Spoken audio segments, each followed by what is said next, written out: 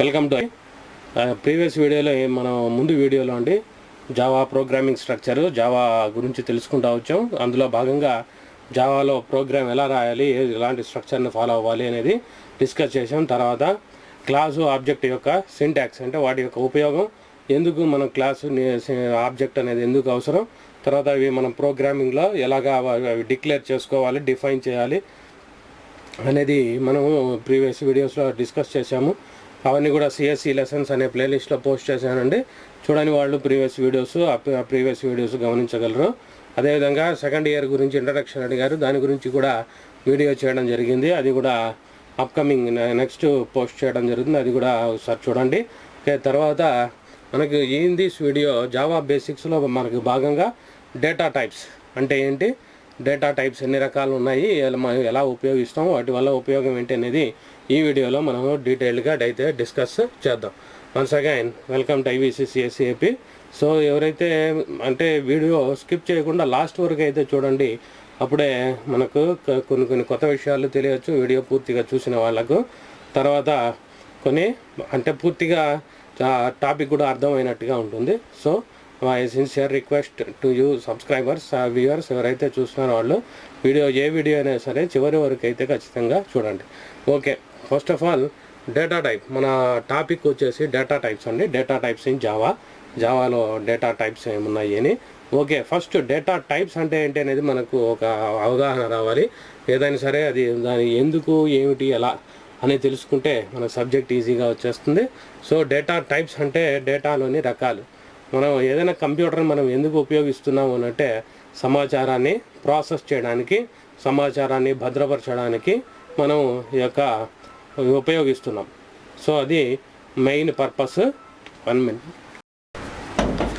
అంటే అది డేటా టైప్స్ని మనము ఎందుకు ఉపయోగిస్తాం, what is meaning of data type అంటే మనం కంప్యూటర్ అనేది మనం ముఖ్యంగా సమాచారాన్ని ప్రాసెస్ చేయడానికి ఉపయోగిస్తాం.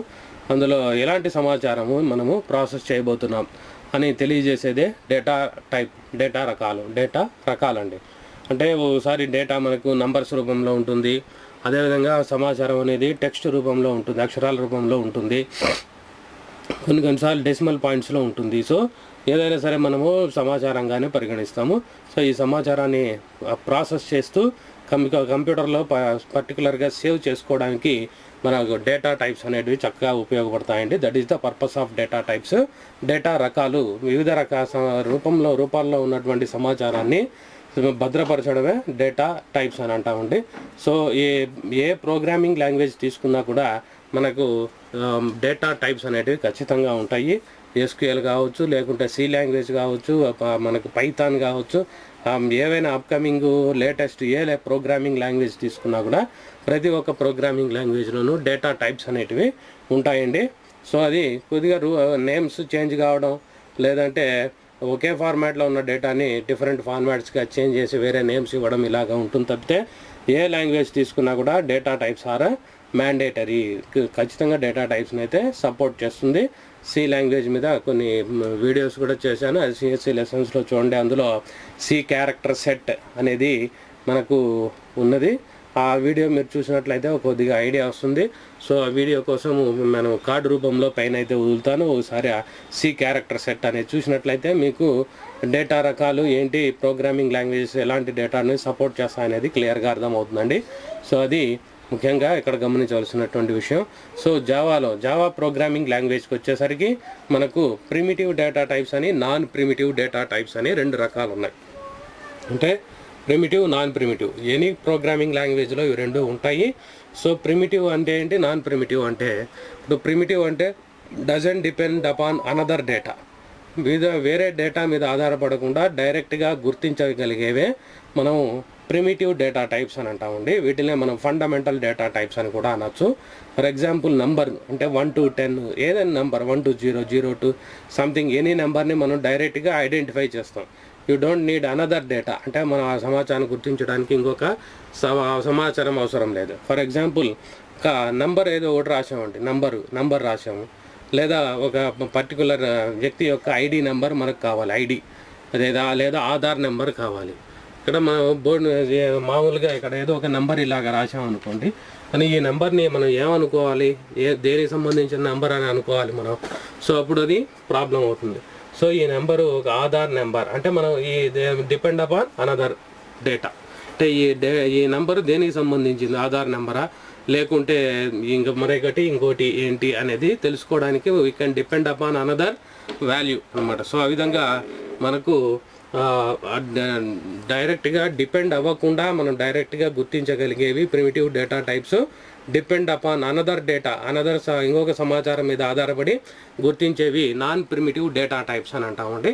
సో ఇవి రెండు రకాలు data types, primitive data types and non primitive data types. ఇక్కడ గమనించినట్లయితే డేటా టైప్స్ రెండు రకాలు, primitive data types and non primitive data types. Primitive data టైప్స్ని మనం ఫండమెంటల్ డేటా టైప్స్ అని అంటే కూడా అంటాము. సో అంటే డిపెండ్ అపాన్ అనదర్ డేటా, ఇంకో సమాచారం మీద ఆధారపడకుండా డైరెక్ట్గా గుర్తించగలిగేవి. నేమ్ కావచ్చు, name letters A to Z letters కావచ్చు, 0 to 9 నంబర్స్ కావచ్చు. సో ఇవన్నీ కూడా మనము ప్రిమిటివ్ డేటా టైప్స్ కిందగా మనము గుర్తిస్తాము. తర్వాత నాన్ ప్రిమిటివ్ డేటా టైప్స్ అంటే సి లాంగ్వేజ్లో అయితే అర్రే అనేది నాన్ ప్రిమిటివ్ డేటా టైపు, అదేవిధంగా స్ట్రక్చర్ అనేది non primitive data type. So అదేవిధంగా మనకు జావాలో అయితే క్లాస్, నిన్ననే మనం డిస్కస్ చేసాం, class is also one kind of data type అనే మనం non primitive data type. Class arrays, జావాలో కూడా అర్రేస్ ఉన్నాయండి. సో అర్రేస్ తర్వాత ఇంకా మనకు జావా కలెక్షన్ అనేసి కొద్దిగా డెప్త్ సబ్జెక్టు, లింక్డ్ లిస్ట్ అవన్నీ కూడా మనకు జావాలో అవైలబిలిటీలో ఉన్నాయి. సో అవన్నిటిని ఇక్కడ మనం నాన్ ప్రిమిటివ్ డేటా టైప్స్ అని అంటాం. సో ఇక్కడ మనం we can discuss only about basics of Java బేసిక్స్లో అయితే మనకు ప్రిమిటివ్ డేటా టైప్స్ అయితే boolean, byte, integer, float, or double, character, string ఇవన్నీ కూడా మనం ప్రిమిటివ్ డేటా టైప్స్ అని అంటాము. అదే నాన్ ప్రిమిటివ్ డేటా టైప్స్ అంటే క్లాస్, తర్వాత అర్రే, వీటిని మనం నాన్ ప్రిమిటివ్ డేటా టైప్స్ అని అంటాం. సో ఇదండి డేటా టైప్స్.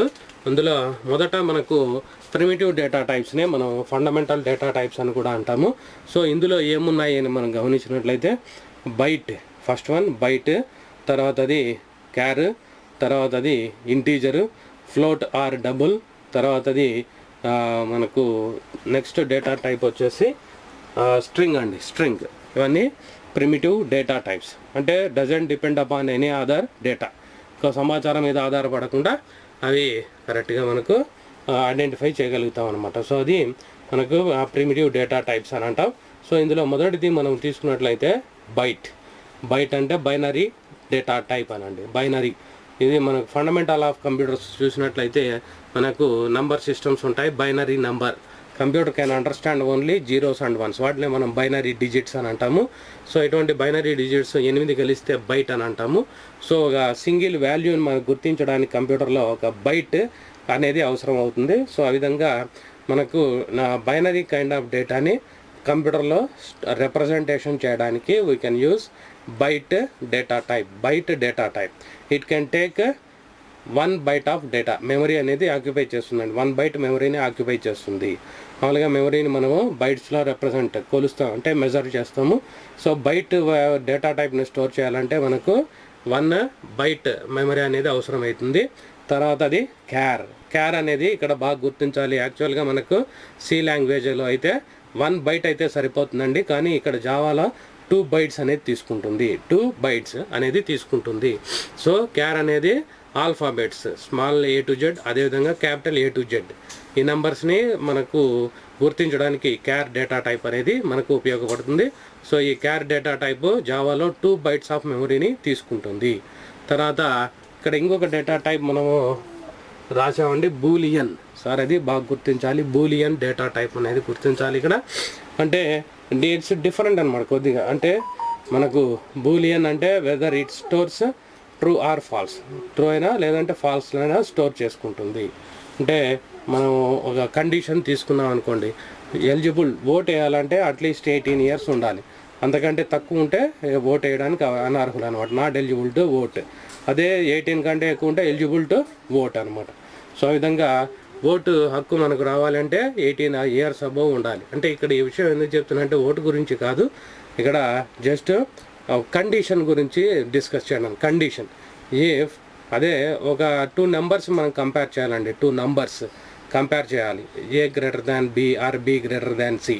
10, 9, 10 పెద్దదా 9 పెద్దదా కంపేర్ చేయాలి. ఫస్ట్ నెంబర్ పెద్దదా సెకండ్ నెంబర్ పెద్దదా మనం ఏది కనుక్కోవాలంటే కంపేర్ చేస్తూ ఉన్నాయి. సో ఆ విధంగా కంపారిజన్ చేయడానికి ఈ బూలియన్ డేటా టైప్ అనేది తీసుకుంటాము. Boolean is even equals to true అంటే ఈవెన్ అనేది వాల్యూ మనం ఏదో నెంబర్ ఇచ్చామనుకోండి 2 అనేది వస్తే ద రిమైండర్ 0 అని వస్తే మనకు ట్రూ అనేది ఫాల్స్ స్టేట్మెంట్ని జనరేట్ చేస్తుంది, లేకుంటే ఫాల్స్ వాల్యూని జనరేట్ చేస్తుంది అనమాట. సో ఆ విధంగా బూలియన్ అనేది different data type, it stores true or false. అదేవిధంగా మనకు ఇది బైట్ డిఫాల్ట్గా ఫాల్స్ అనేది స్టోర్ చేసుకుంటుంది. ఇది కూడా 1 బైట్ ఆఫ్ మెమరీలో అయితే ఆక్యుపై చేస్తుంది. అది బూలియన్. బైట్ అనేది బైనరీ టైప్ డేటా, క్యారెక్టర్ అనేది alphabets small A to Z, అదేవిధంగా క్యాపిటల్ A to Z. ఇవి రెండింటిని వాల్యూస్ని స్టోర్ చేసుకోవడానికి సింగిల్ లెటర్స్ని మనకు క్యార్ డేటా టైప్ ఉపయోగిస్తాము. క్యార్ డేటా టైప్ అనేది it stores it occupies 2 bytes of memory, అంటే 2 బైట్స్ ఆఫ్ మెమరీని ఆక్యుపై చేస్తుంది. 2 బైట్స్ అండి క్యారెక్టర్ అది. తర్వాత మనకు వచ్చేసి ఇంటీజర్ అనేది ఇక్కడ మనకు 4 బైట్స్ ఆఫ్ మెమరీ ఆక్యుపై చేస్తుంది ఇంటీజర్. సో అంటే కొద్దిగా లాంగ్ నెంబర్స్ అయినా కూడా మనం ఇక్కడ స్టోర్ చేసుకోవచ్చు అనమాట using integer data type only.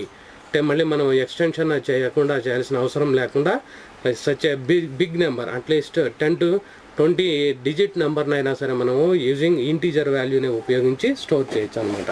So అది మనం ఇంటీజర్ అని అంటాం. అదే సిలో అయితే లాంగ్ ఇంటూ షార్ట్ ఇంటూ అలాగా మనం చదివి ఉంటాము. సో ఇక్కడ ఏంటంటే integer is suitable to store a big amount of వాల్యూని స్టోర్ చేయడానికి డైరెక్ట్గా ఉపయోగపడుతుంది. It takes 4 bytes of memory, 4 bytes of మెమరీని అయితే ఆక్యుపై చేస్తుంది. తర్వాత ఫ్లోట్ ఆర్ డబుల్, ఇది 32 బైట్స్ మెమరీని ఆక్యుపై చేస్తుందండి, 32 బైట్స్. సో ఇది డబుల్ అంటే మనకు ఎక్స్పోనెంట్ ఉంటుంది, బేస్ వాల్యూ ఉంటుంది.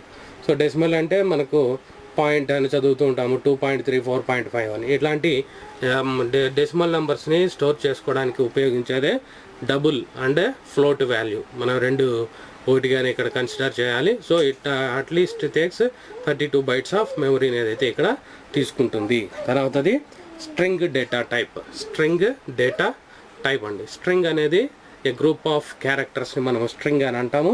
సో ఈ గ్రూప్ ఆఫ్ క్యారెక్టర్స్ని ఒక నేమ్ ఏదైనా రాయాలి అని అంటే ఈ గ్రూప్ ఆఫ్ క్యారెక్టర్స్ని మనం ఉపయోగిస్తాం. సో వీటిని కలిపి ఒకటేగా డేటా టైప్గా రిప్రజెంట్ చేయడానికి we can use string data type. String data type అండి. స్ట్రింగ్ డేటా టైప్లో ఎస్ అనేది క్యాపిటల్ లెటర్ ఉపయోగించాలి డేటా టైప్ రాసేటప్పుడు. మిగతా అన్నీ కూడా స్మాల్ లెటర్స్ అండి. Boolean, byte, integer, float or double, character. కానీ స్ట్రింగ్ మాత్రం ఈ విధంగా రాయాల్సి ఉంటుంది. సో అది జావాలో ఉన్నటువంటి డేటా టైప్స్. జావా బేసిక్స్లో భాగంగా మనం ఈ వీడియోలో జావా డేటా టైప్స్ గురించి అయితే తెలుసుకోవడం జరిగింది. సో కమెంట్స్ రూపంలో తెలియజేస్తారని చెప్పని ఆశిస్తున్నాను. Thanks for watching. Thanks for subscribing my channel IVCCSEAP. Thank you.